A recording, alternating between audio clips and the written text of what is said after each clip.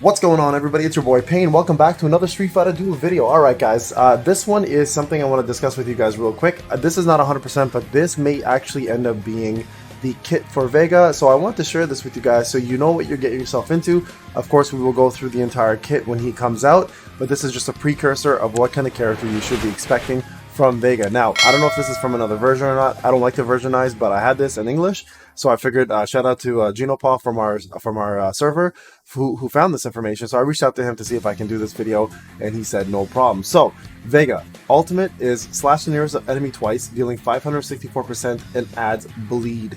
So he's going to be a complete bleed character. That makes perfect sense, obviously, because he's got the claws, and what the hell are you going to use it for if you're not going to make people bleed, right? On level 2, he adds 20% of his lost HP as damage, capped at times 160%. Now that it looks like it's lost damage for himself, not the enemy, so we'll have to see if that's the case in global.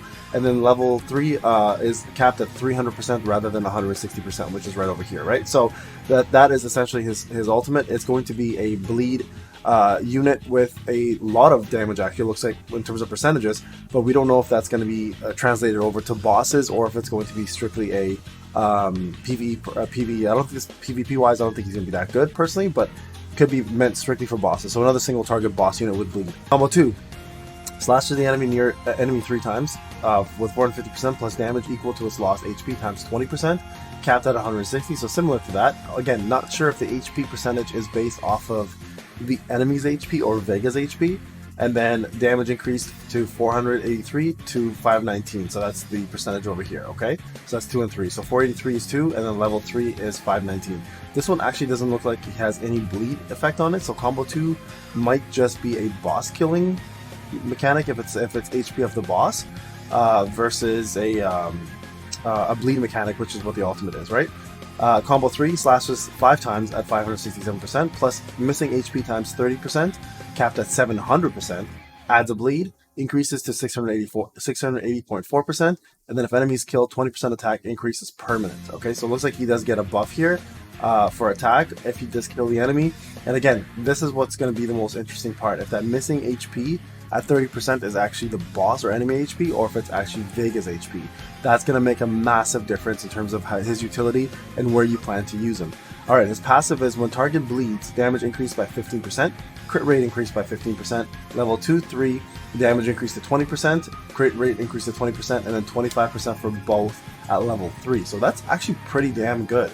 25% damage increase and 25% crit rate is pretty wild, actually. And if you add them with other crit rate increase units like Yang or Chun-Li, you're going to even get more crit out of him. You can probably push him close to 100% with gear and the other buffs. So this could end up being one of the best damage dealer, single target damage dealing units for bosses specifically.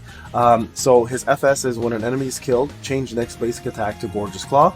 Gorgeous Claw essentially is 2 hits and then does 220% damage and adds bleed. So that will help the combo 2 now add bleed to it. Plus 5 at the beginning of battle, slash 1 random target 5 times, 320% and add bleed. That probably won't be very good because the bleed is not permanent. It's always like a couple seconds, like 10 to 15, maybe 10 to 12 seconds, maybe like 8 seconds to be honest. When Gorgeous Claw cause damage, gain 2% attack permanently if the target is bleeding. So you may want to actually add in Dudley, Adon. I think Adon is bleed. Dudley, Adon, and definitely Bizang does bleed with a C1, and that'll actually give him additional attack power. So he may work really well with other bleed targets. So consider making a bleed team. I might actually do that for you guys in the showcase. We're using combo 3. Mark all enemies last 15 seconds. Each time enemy receives bleed damage, takes extra damage equal to Vega times 10. Now that I don't know. Equal to Vega times 10%. I don't know if that's attack or HP or what the deal, but I'm assuming that's times 10 attack. Or it could be HP, because the HP percentage loss is a pretty big part of his kit. So that one here we're going to have to look into, the plus 20. And then this one here, each time this combo 3 causes damage, all teammates receive 2% attack up, stacks up to 20 times, 1 second between triggers. So that's not bad. That actually is that's a buff for everybody. So that's a plus 30 though. And all teammates receiving 2% attack every time and stacks up to 2 times, so it can go up to, what's that, 40%? And it's a 1 second cooldown interval between the triggers. So that actually is really, really good, especially if this here marks all enemies and they receive bleed. So again, adding more bleed team would maybe be actually a pretty good thing to do against bosses. Now we know the spider boss, for example, takes more, is required to have bleed damage or flame damage or shock damage in order to reduce their defense. So I'm assuming this bleed damage is going to be maybe the new meta for bosses for dots. Who knows? Right now, flame I think is the best one, or burn. So maybe bleed will take over now with the better bleed team. So overall, he's nothing special, but we'll see what happens when global drops. There may be some changes here that we might see, because we also do assume he's going to be infernal, right?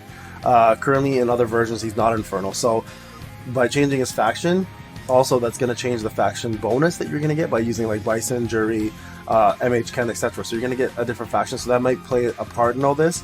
And as well as you may see some modifications to this kit.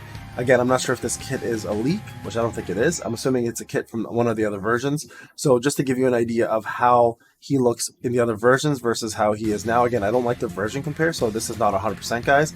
I'm just showing you that he is a bleed mechanic unit, where other units, and we have a lot of single target damage dealers, so that's the thing, right? You might not want Vega for his utility, you may want him, or for his damage, you may want him because he's Vega, right? And that's, some people are going to push for that because he's his favorite character. So again, shout out to Jinopaw for showing me this, or showing us this I should say. Hopefully this guys gives you an idea of what he's going to be all about, or at least close to, because any changes they made in global, they haven't been major changes. They've been fairly minor with a couple additional buffs or debuffs. And again, we'll do the full kit review of Vega when he comes out, but I just want to again give you guys a sneak peek of what he looks like in other versions. Alright guys, this is Payne. I'll talk to you guys in the next one. Take care.